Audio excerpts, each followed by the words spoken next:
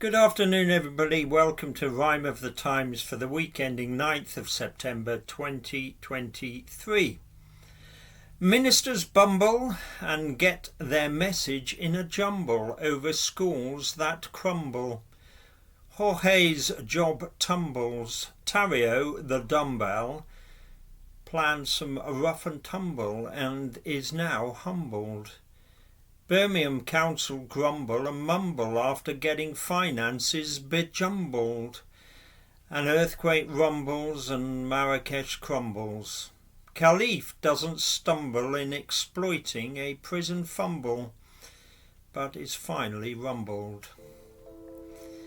Each day was hotter than the one before, as through the week temperatures in the UK soared.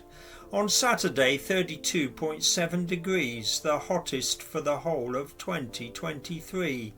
Blue skies, simmering heat, very little rain, like we'd borrowed a week of September from Spain.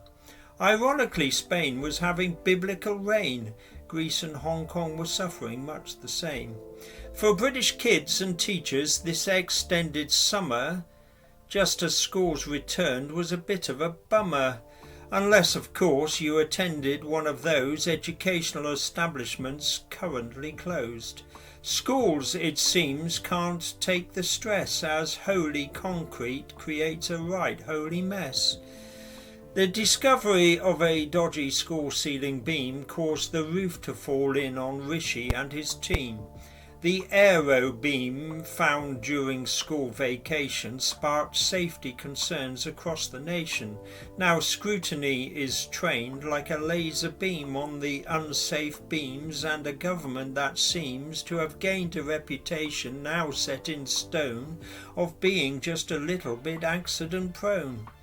As their cock-ups count rises, their support falls, crumbling concrete in beams and supporting walls, leading to roofs and ceilings unsupported. For several years these things had been reported. So opponents try to cement where they can the notion that the Tories have no concrete plan. The Education Secretary on Monday showed the strain when she spoke from the heart and bypassed her brain. Still on camera, she seemed to effing suggest she wanted more acknowledgement for doing her best. And her best, she thought, was better than the rest who just sit on their arses while she's getting stressed. Some people liked her passion, many weren't impressed, but the answer that everybody wanted to request: what was Gillian Keegan getting off her chest? Who are these lazy arses? That's anybody's guess. This is a structural matter in many different ways, a gradual strategically underfunded malaise. Now the money pledged to address this disaster by many is viewed as a sticking plaster. Even if just a plaster, if it had come faster, it may have stopped the cracks on the piles of plaster by replacing sooner the honeycomb rafters and walls that are as weak as alabaster.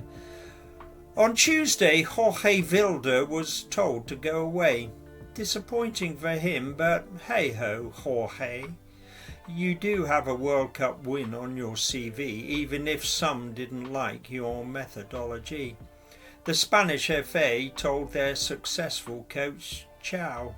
When it came to his record, it wasn't what, but how. The need for Jorge to be put in his place meant Tome was put in his place as his replacement. Montse Tome is the first woman to take up the role. She was previously Vilda's second in control. Meanwhile, Spanish FA President Rubiales is being sued by Jenny Hermoso for the unwanted kiss. On Wednesday morning around 7:30, an amateur cook was getting himself dirty, strapping himself to the underside of a truck. Daniel Abed Khalife was trying his luck. On remand at Wandsworth, he'd had enough. He showed daring and pluck and not giving a stuff. Exploiting the jail's Category B status, pouncing on a perceived security hiatus, A prison chef, he'd left the porridge undercooked. He knew under-lorry searches were being overlooked. So the 21-year-old found himself on the outside. A former soldier at large found places to hide. Up on terrorist charges, but according to the Met, to the public, he wasn't a serious threat. After 3 days on the run, he was caught in Chiswick, 10:41 a.m. on Saturday to be specific. On Tuesday, the Proud Boy leader was not so proud. Enrique Tarrio's cries for mercy were long and loud. A one-time Trump disciple, now his Iscariot. His defence called him a misguided patriot. The judge ignored any mitigating pleading, handing out 22 years for riotous ringleading. Some felt this stretch was a bit unfair for a guy who, on the day, wasn't even there. As the mob marched on Capitol Hill that fateful day, Tarrio was on his keyboard far, far away. But he had orchestrated the insurrection in an effort to overturn the 2020 election. This was the last and longest sentence handed out. Seditious conspiracy was the most serious count. On Tuesday, Birmingham City Council went bust, leaving 1.2 million residents nonplussed. Contributing factors are present and historical, including a faulty IT system called Oracle. Problems with installation cost 80 million to sort out, but an equality issue had them really caught out. In 2010, female staff won their case for equal pay. The council has been paying out up to today. The government blames the Labour-run council, of course. Brummy dummies causing spending to go way off course. But insults and criticism the council rebuts, pointing to government policy and funding cuts.